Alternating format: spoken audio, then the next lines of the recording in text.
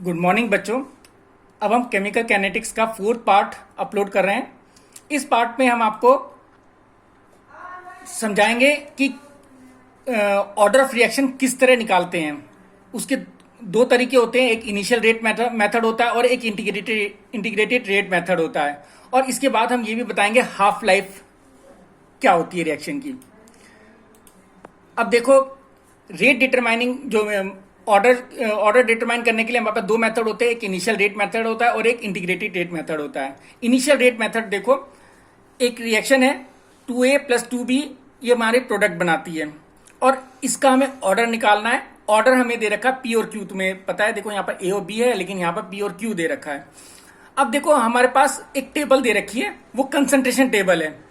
अब A का अगर एक था, ये एक्सपेरिमेंट के बेस पर है, इसका 1 था, इसका 1 था तो इसका रेट 5 आया, इसका 2 है, इसका 1 है तो इसका 20 आया, इसका 2 है 3 है 60 आया। अब देखो बी में 1 कॉमन है, मतलब फर्स्ट और सेकंड रिएक्शन के लिए कॉमन है, और ये ए में 2 ये कॉमन है, ठीक है ना। तो हम इसी का फायदा उठाएंगे।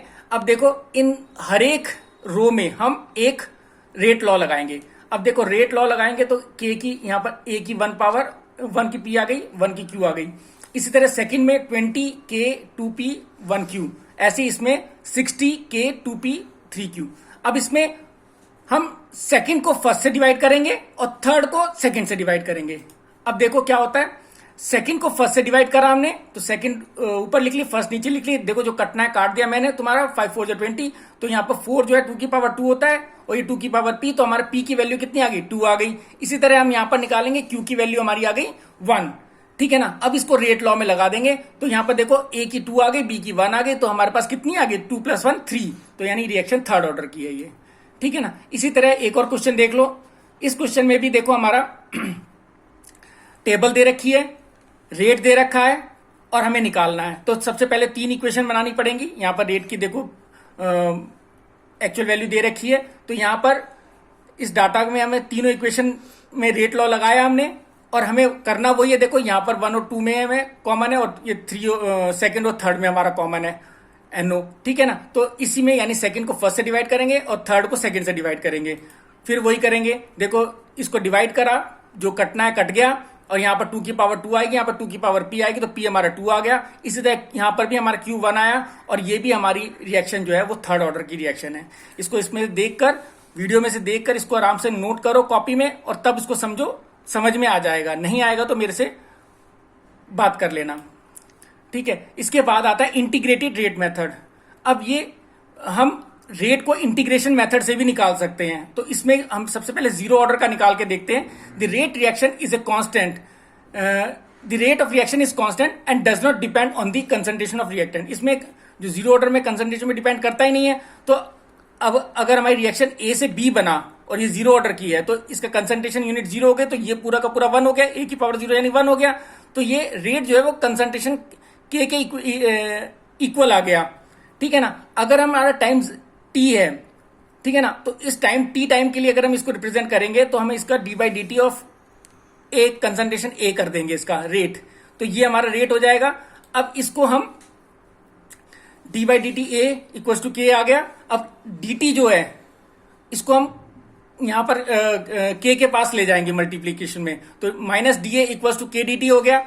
और दोनों साइड का जब हम इंटीग्रेशन करते हैं, ठीक है ना, तो इसका इंटीग्रेशन करने पर हमारा पास आएगा -a, ठीक है ना। और इसके पास इसका इंटीग्रेशन करने पर हमारे पास आएगा kt प्लस एक c कांस्टेंट आ जाएगा हमारे पास। और अगर हम इनिशियल कंडीशन लगाते हैं तो t हमारा 0 है, टाइम हमारा 0 था, और a हमारा शुरुआत में जो a हमने लिया वो a0 लिया, ठीक है ना। तो a की वैल्यू a0 रखते हैं, तो यहां पर क्या हो जाएगा, a की जगह a0 रखा हमने और t की जगह 0 रखेंगे तो kt तो हमारा 0 हो गया, तो c हमारा कितना आ गया, a0 आ गया। अब इस वैल्यू को हम वापस इस c की जगह रख देंगे, ठीक है। तो जब हम वापस इसको c की जगह रखेंगे तो हमारे पास रिएक्शन आ जाएगी ये। तो a0 को हम इधर लेके जाएंगे तो प्लस का हो जाएगा, a0 - a equal to kt, ठीक है ना। और अगर k की वैल्यू निकालेंगे तो a0 - a अपॉन t, ये हमारे पास फर्स्ट ऑर्डर रिएक्शन के लिए आ गई, ठीक है ना। Integrate rate equation for zero order reaction के लिए हमारे पास ये आ गई। A0 माइनस ए जो है यूज्ड अप कंसंट्रेशन है, A0 हमारे पास इनिशियल कंसंट्रेशन है, ए हमारे पास लेफ्ट कंसंट्रेशन है।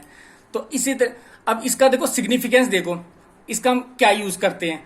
अब it has in determine whether the given data is zero order और नॉट। हम इसको देखकर हम बता सकते हैं कि जीरो ऑर्डर रिएक्शन है या नहीं है। अब देखो कंसंट्रेशन ये दे रखा है, टाइम ये दे रखा है, देखो ये दे रखा है, और हमारे पास के की वैल्यू हमारे पास ये आई थी, ठीक है ना।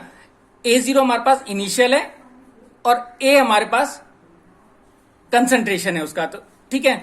तो देखो अगर हमारे पास K5 लेते हैं तो K5 ये हो गया हमारे पास, ठीक है ना। तो इसका टोटल कंसंट्रेशन हमारे पास कितना था इनिशियल, 50 से शुरू करा था हमने क्योंकि 50 शुरू में आ गया है, और इस समय जो कंसंट्रेशन हमारे पास बचा है वो क्या हो गया 40 है, तो ए हमारा कितना हो गया 40 हो गया, और टाइम हमारा 5 था तो इसको काट के हमारे पास 2 आ गया, ठीक है ना। ऐसे ही हम K15 की वैल्यू देखेंगे तो इसकी भी 2 आई, और इसके बाद K10 की वैल्यू देखेंगे तब भी 2 आई, K20 की वैल्यू देखेंगे तब भी 2 आई। तो यानी कि इसमें कंसंट्रेशन से कोई फर्क नहीं पड़ रहा, ठीक है ना। तो इसका मतलब है ये डाटा हमारा जीरो ऑर्डर रिएक्शन का है। तो इस तरह हमें पता चल गया कि ये हमारा जीरो ऑर्डर रिएक्शन है, ठीक है ना। और इसी चीज से हम हाफ लाइफ भी कैलकुलेट कर सकते हैं, और वो कैसे करते हैं कि इट इज हाफ लाइफ क्या होती है, it is time taken by reaction in which initial concentration become half of it. यानी जो शुरुआत में जो कंसंट्रेशन लिया वो हाफ हो जाए, तो उसके लिए जो हमारे जीरो ऑर्डर रिएक्शन के लिए हमारे पास टी की वैल्यू होती है A0 माइनस ए अपॉन के। अब यहां पर टी जो है टी की जगह टी हाफ लेंगे और ए की जगह A0/2 लेंगे, ये हाफ करना है हमें। तो जब इसकी वैल्यू पुट करेंगे तो हमारे पास ये आ जाएगी टी हाफ की वैल्यू, ठीक है। अब टी हाफ की वैल्यू, अब देखो यहां पर ये 2 है, ये नीचे चला जाएगा, ठीक है ना। और यहां पर 2 AO माइनस AO कितना हो जाएगा, AO आ जाएगा, ठीक है ना, अपॉन 2K, ठीक है। तो ये आ गया हमारा AO अपॉन 2K। तो यानी कि टी हाफ जो है डायरेक्टली प्रोपोर्शनल टू A0 से है, क्योंकि ये तो कांस्टेंट है, ये तो हमारा कुछ नहीं, तो ये डायरेक्टली प्रोपोर्शनल है इनिशियल कंसंट्रेशन पर, ठीक है। तो ये आ गया हमारा जीरो ऑर्डर के लिए। अब हमारे फर्स्ट ऑर्डर के लिए सेम प्रोसेस हम फॉलो करेंगे। अब फर्स्ट ऑर्डर के लिए हमारे पास जो होता है वो कंसंट्रेशन पर डिपेंड करेगा। तो ये हमारा रेट इक्वेशन हमारी आ गई कि ए के कंसंट्रेशन 1 है। अब इसमें भी हमें टी टाइम के लिए अगर हम लेंगे तो D by D T of A concentration, और इसको रेट से इक्वेट करेंगे तो यहां पर हमारे पास D A by D T equal to K1 आ गया। अब ये जो ए कंसंट्रेशन था ये हम इसके नीचे लिख देंगे और डी टी को इसके पास भेज देंगे के पास, ठीक है ना। यहाँ के डी टी बन जाएगा और नीचे A/A आ जाएगा, ये ए इधर नीचे आ गया, ठीक है ना। अब इन दोनों साइड का इंटीग्रेशन करेंगे। अब जब इसका इंटीग्रेशन करेंगे तो DA अपॉन ए जो होता है हमारा log A होता है। ये मतलब मैथ्स वाले बच्चे समझ सकते हैं इस बात को, बायो वाले बच्चे थोड़ा इसको याद कर लेंगे। और के ये हमारा KT प्लस C एक कांस्टेंट इसमें आ जाएगा, KT प्लस C आ जाएगा, ठीक है ना। अब अगर हम T को 0 लें और A को A0 लें तो हमारे पास C की वैल्यू, और इसको उसी इक्वेशन में फिट करें तो C की वैल्यू हमारे पास माइनस log A0 आ जाएगी। और इस इक्वेशन को वापस इक्वेशन 1 में रखने पर हमारे पास C की जगह माइनस log A0 रखेंगे, log A0 को यहाँ माइनस का इधर जाके प्लस का हो जाएगा, ठीक है ना। तो ये आ जाएगा KT, और इसके बाद हमारे पास log E जो आ जाएगी यहाँ पर AO अपॉन A, क्योंकि डिवाइड में जो log माइनस वाला होता है वो डिवाइड में हो जाता है, ठीक है ना। तो ये KT के बराबर आ गया। और अगर हम इसको बेस 10 के रूप में लेंगे तो 2.303 लगा देंगे इसमें, तो हमारे पास ये KT की रिएक्शन आ गई हमारे पास 3.30 log 10 AO upon A equal to KT। और हम इससे K की वैल्यू निकालेंगे तो क्या हो जाएगा, T दूसरी तरफ चलेगा 2.303 T log 10 A0 upon A। ये हमारे K की वैल्यू निकल गई फर्स्ट ऑर्डर के रिएक्शन कांस्टेंट, ठीक है। अब अगर हम इसको integrating rate equation in exponential form of first order, अब अगर इसको एक्सपोनेंशियल फॉर्म में लिखना चाहेंगे तो जैसे हम अगर इसका लॉग हटाते हैं तो क्या हो जाएगा, ये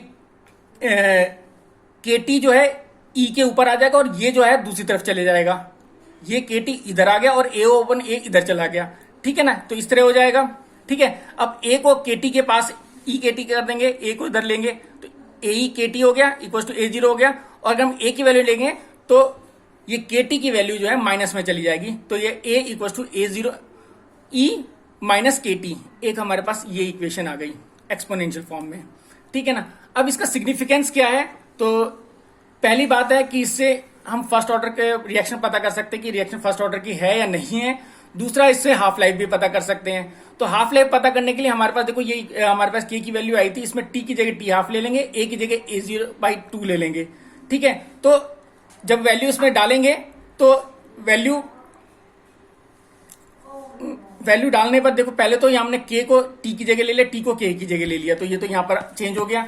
अब टी की जगह हमने टी हाफ लिख लिया, ए की जगह हमने एओ बाई टू लिख लिया, ठीक है ना। अब ये टू ऊपर आ जाएगा, ठीक है ना, और एओ से एओ कट जाएगा, ठीक है ना, तो यहाँ पर log 10 हो जाएगा, ठीक है ना। तो इसकी वैल्यू मतलब ये एओ से एओ कट गया तो ये 1 हो जाएगा, सॉरी, ठीक है ना। तो यहाँ पर जो इसकी वैल्यू आएगी वो आएगी 3.3010, ठीक है ना, इस पूरी टर्म की। और जब इसको पूरा 3.303 से मल्टीप्लाई करेंगे तो ये आ जाएगी हमारी 0.693 अपॉन के, तो टी हाफ की वैल्यू हमारे पास ये आ जाएगी। तो इससे हमें पता चल जाएगा कि रिएक्शन हमारे की हाफ लाइफ क्या है। So half life of the first order reaction does not depend on the initial concentration of reactant. तो इससे हमें एक चीज और पता चलती है कि ये हाफ लाइफ इसके इनिशियल कंसंट्रेशन पर भी डिपेंड नहीं कर रही है। देखो ये सिर्फ के पर डिपेंड कर रही है, बाकी इनिशियल कंसंट्रेशन पर भी ये डिपेंड नहीं कर रही है, ठीक है। अब इसके बाद हमारे पास देखो ग्राफिकल रिप्रेजेंटेशन करते हैं, तो कंसंट्रेशन ऑफ टी हाफ का करेंगे तो इसका जो लाइन है पैरेलल आ जाएगी, और जबकि जीरो ऑर्डर के लिए वो एक तिरछी लाइन आएगी हमारे पास, ठीक है ना। अगर जनरल रिलेशन देखते हैं तो टी हाफ के लिए हमारी जनरल रिलेशन हो जाएगी 1 upon A not an minus 1 है। अगर एन की जगह 1 रखते हैं तो इसकी वैल्यू हो जाएगी हमारे पास यहाँ पर 1 माइनस 1 जीरो हो जाएगा, जीरो के इक्वल टू 1, यानी T half equal to 1, first order reaction आ गई हमारी, ठीक है ना। ऐसी एन अगर जीरो है हमारा तो इसकी जगह जीरो लिखेंगे तो ए की माइनस हाफ आ गई, और ये हमारा T half proportion to A zero initial concentration, यानी zero order reaction initial concentration पर डिपेंड करती है। तो ये हमारे पास आ जाती है हाफ लाइफ के लिए हमारे पास। अब देखो एवरेज लाइफ और हाफ लाइफ में अगर हमें रिलेशन निकालना है तो उसको हम टी से डिनोट करते हैं। अब देखो ये टी हमारा 1 अपॉन के होता है। अगर फर्स्ट ऑर्डर रिएक्शन हमारे पास टी हाफ हमारे पास ये आया था है, और इसकी जगह अगर इसको हम के की जगह रख दें, इसको अगर के इधर टी हाफ की जगह के लिखेंगे, टी हाफ की जगह के आ जाएगा, यहाँ पर के की जगह टी हाफ आ जाएगा, तो ये रिएक्शन ऐसी हो जाएगी। और इस के की वैल्यू को जब हम इसमें लिखेंगे तो ये हमारे पास ये वाली वैल्यू आ जाएगी, और इसकी वैल्यू आ जाएगी 1.44 टी हाफ। तो ये हमारे पास एवरेज लाइफ हो जाएगी किसी एक रिएक्शन की, ठीक है ना। तो एवरेज लाइफ निकालने के लिए भी ये क्वेश्चन ये हमारे पास एक अच्छा वो है। अब देखते हैं left amount of reactant after an number of half life. अगर कोई रिएक्शन की 2 या 2 से ज्यादा बार हाफ लाइफ पे जंप कर चुका है तो हम उसका बचा हुआ अमाउंट कैसे निकाल सकते हैं। तो लेफ्ट अमाउंट जो होता है हमारे पास concentration equal to A not upon 2 की पावर एन होता है, ये लेफ्ट अमाउंट, ठीक है ना।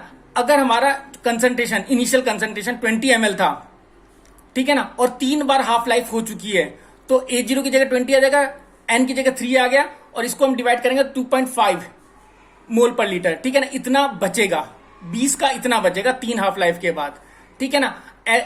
इसे ऐसे अगर time taken by the reaction for the fraction of time, अगर हमें कोई फ्रैक्शन ऑफ टाइम है, हाफ टाइम नहीं है, 1/2 टाइम हो, 1/3 हो, 1/4 हो, एन की कोई वैल्यू हो, तो उसके लिए हमारे पास इक्वेशन ये है, टी 1/n इक्वल टू 2.303 के लॉग 1/1 माइनस 1/n।